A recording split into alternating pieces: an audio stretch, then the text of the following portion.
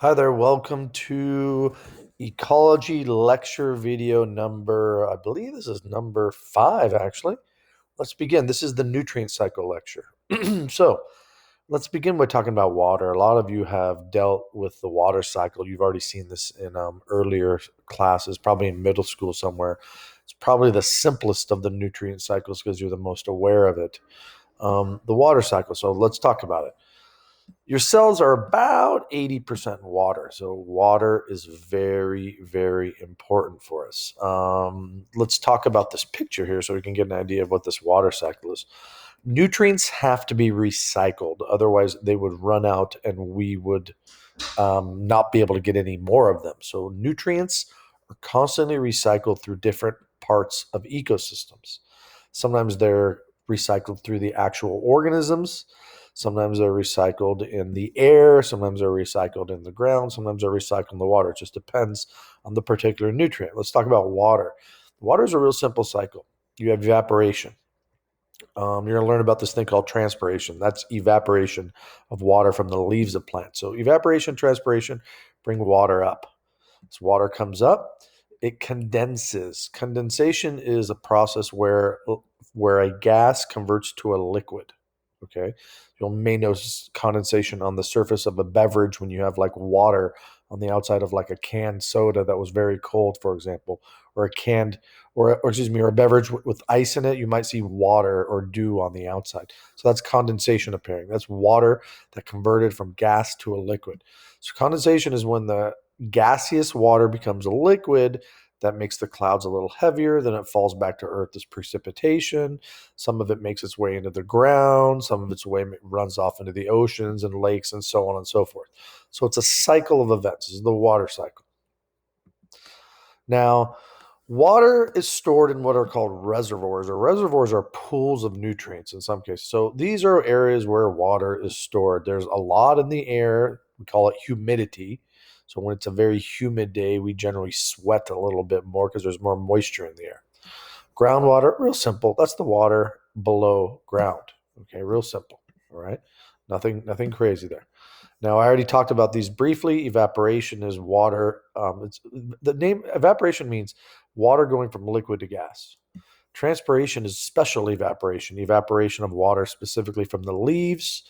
This is what pulls water up the plant. That's how plants pull water up the plant. Actually, precipitation. I already mentioned it to you. Is water falling back to the earth. Now, what is this picture showing you? It is showing you the effects of transpiration. Well, what does that mean? If you take celery stalks, which are plants, and you put them in a water that has food coloring in it, over time, the food coloring in the water will make its way up the stalk of the celery and turn the stalk of the celery the color of the food, the actual color that you put in the food coloring in the water, excuse me. Why does this happen? Because of transpiration. So water is evaporating from the leaves. As water evaporates from the leaves, it's pulling. Water sticks to water. In case you forgot, cohesion, adhesion. Water sticks to itself and sticks to other things. So water makes its way up. As water evaporates, it pulls the water below it up. So this proves to you that transpiration actually takes place. The next cycle, the carbon cycle, a little bit more complicated. Water cycle is probably the simplest one. All right. The carbon cycle, a little bit more complicated. Now, you're going to get cause and effect questions when it comes to the carbon cycle. You need to really understand. This is a big one, very important one. Let's begin. All organisms, we need carbon. We need organic stuff. So carbon is very important. All right. So all these organic things, sugars, glucose, proteins, lipids, carbohydrates, they're made out of carbon. So carbon is an important nutrient that's cycled through living things. Processes that are important, photosynthesis and respiration. Well, let's look at this picture of the carbon cycle down here. Carbon dioxide in the air. All right. What are the processes that produce carbon dioxide? Burning or combustion is the big problem. That's what we do so much of on Earth. This is the big problem. This is where most carbon dioxide is being created. All living things do cellular respiration. So all living things, including plants, it's as if we exhale carbon dioxide. That's the production of carbon dioxide. So cellular respiration produces carbon dioxide. Okay, all living things, heterotrophs and autotrophs, do cellular respiration. Why do they do it? To make energy. But the important thing is that you need to understand for carbon cycle, this is These processes, respiration, are all producing carbon dioxide, right? The balance to cellular respiration is photosynthesis, which pulls in carbon dioxide into the plant, into the tree, and turns that carbon dioxide, which is inorganic, into organic carbon. That's what pulls carbon out of the air. So if there's less photosynthesis, that means there's more CO2 in the air. Okay. More burning, more CO2 in the air. Okay. Now, why do we burn things? We usually burn to produce energy in the form of electricity. Power plants do it. We burn gas in our cars. Basically, we are constantly burning as an energy source. And anytime we burn anything, one of the products of a combustion or a burning reaction is CO2. And this is the big problem, which is why CO2 levels are increasing so rapidly on Earth. The last 150 years. Why the last 150 years? Well, this thing happened called the Industrial Revolution. It kind of began about 150 years ago. When it began, we started burning coal. We started burning a lot of stuff, specifically fossil fuels. What are fossil fuels? Coal, oil, or natural gas. Okay, those are what we call fossil fuels. They began as something that was alive, that had carbon in it. It died. It got buried, and it became a fossil fuel over many years of time. So it wasn't necessarily a dinosaur that died. Most fossil fuels come from plants or plankton that dies and gets buried. And then it gets converted into one of these things, coal, oil, or natural gas. Then we set it on fire and we release the carbon dioxide back to the air. Another big problem with the carbon cycle is burning of rainforests. If you remove plants from the planet, you have less you have less photosynthesis, which means more carbon dioxide in the air. So the big problems on our planet right now that are causing increased levels of carbon dioxide are burning so much, or combustion, and deforestation, removing forests, because now you're removing a reservoir of carbon and you're releasing it all to the air. Nitrogen cycle. Let's begin now. This cycle is probably the most complicated of the cycles. Why is it the most complicated? Because there's more steps to it. So there's a bunch of steps. First step, actually, it's on the next slide. I'll explain to you on the next slide. All right. So let's begin. Why do we need nitrogen? Well, generally, nitrogen connected to carbons, making organic stuff, is how we make proteins. So without nitrogen and carbons and hydrogens and oxygen, you're not going to ever have protein. DNA requires nitrogen also, so nucleic acids require it. There's a lot of nitrogen. We have a huge pool of it in the air. About 78% of our air is nitrogen gas, N2. The thing about nitrogen gas, it is not usable. So N2, nitrogen gas floating there, it's non-usable nitrogen. We cannot use the nitrogen, and plants cannot use the nitrogen that's floating around in the air. It's not usable until nitrogen becomes a fertilizer. And to become a fertilizer, it becomes a form of nitrogen called nitrate. You don't need to know this in our class. You might need to just recognize it, but in chemistry, you'll be familiar with it. Nitrate is right here. NO3 -1 is a nitrate. All right. So plants need nitrates. Nitrogen in the air, not quite good enough. It has to eventually get converted into nitrates so that plants can actually assimilate and use it.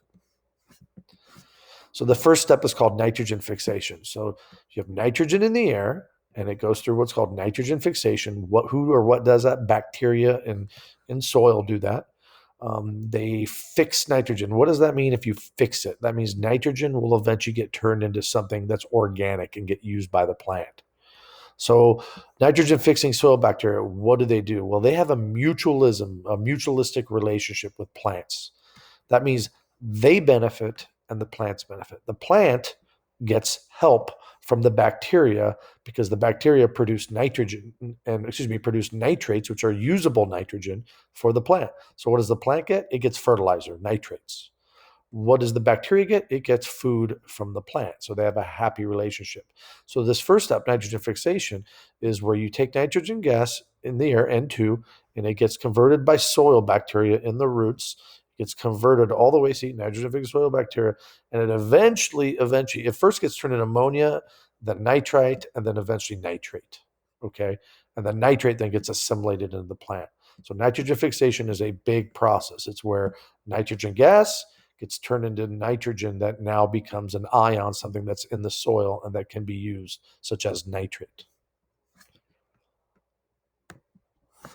Ammonification, all right, what's this process? Well, there's nitrogen in living things in their tissue. So when things die, they decompose. So who does the decomposing? The bacteria and the fungus decompose. So plants or animals, you name it, things die. And when they die, decomposition takes place. So what does that do? It takes all the nitrogen in their tissue, all right? And by the way, waste products decompose too. This happens to waste products, plants, living tissue, you name it.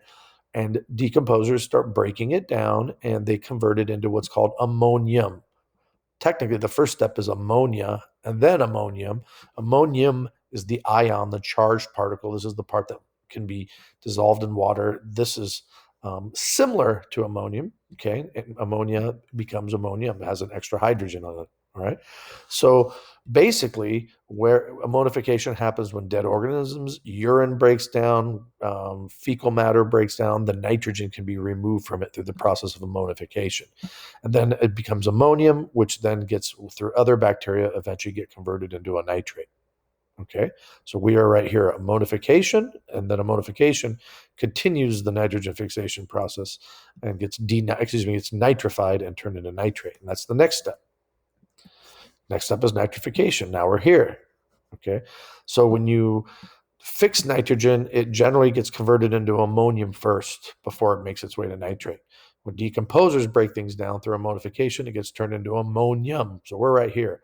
What is nitrification? It's a step in the process where nitrifying bacteria convert ammonium into what's called nitrite, NO2 negative 1. And NO2 negative 1 is real close to nitrate, which is the usable kind. And they add another oxygen, other bacteria add another oxygen and convert it into nitrate, which is now usable, and the plant can assimilate it into its tissue. Okay. Denitrification, the last part, is all the way over here. Well, this is a bad thing for the plant. This is part of the cycle.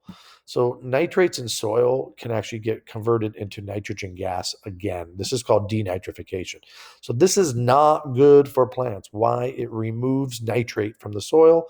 Plants want nitrate in the soil. This is their fertilizer. It helps them grow. All right. So nitrates are needed by the plant.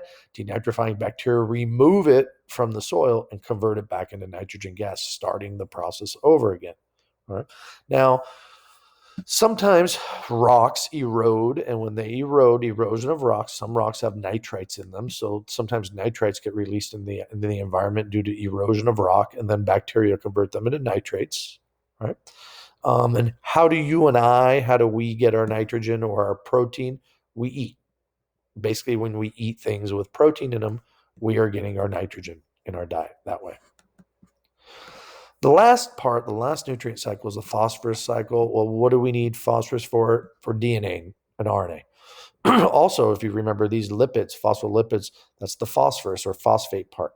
This is cell membrane structure right here. And finally, adenosine phosphate, that's the phosphorus we need for energy.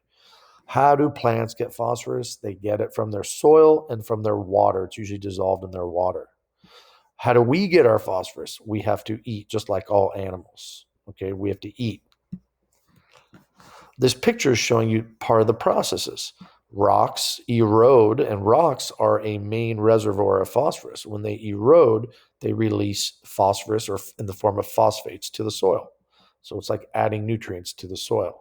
Plants pull up the phosphate and it becomes part of the plant tissue, assimilating the plant. Then the plant gets eaten by an organism, and then the phosphorus enters the organism in their tissue. What do we do with the phosphorus? We turn it into nucleic acids, phospholipids, and ATP. Then when an animal dies, it decomposes. These are the fungi. They're decomposing it, and they release the phosphorus back to the soil. Some of it runs off into the water. So some phosphate runs off in the water. This is just the process right here. All right. So where is phosphorus generally found? In rocks. Okay. And I already mentioned to you, when they erode, it's released. When organisms actually die, or they excrete waste, or through decomposition, that's when phosphorus is also released back into the soil, or through runoff, it gets washed into a body of water. Now, a lot of fertilizer, phosphates and those nitrates from the previous cycle, actually, excess fertilizer. So not just phosphates, nitrates too, not good. it creates contamination in bodies of water and ends up killing a lot of the fish and living organisms in the water. If you want to learn more about that, you would take AP Environmental Science down the road. Okay. And I believe that's the end of this lecture.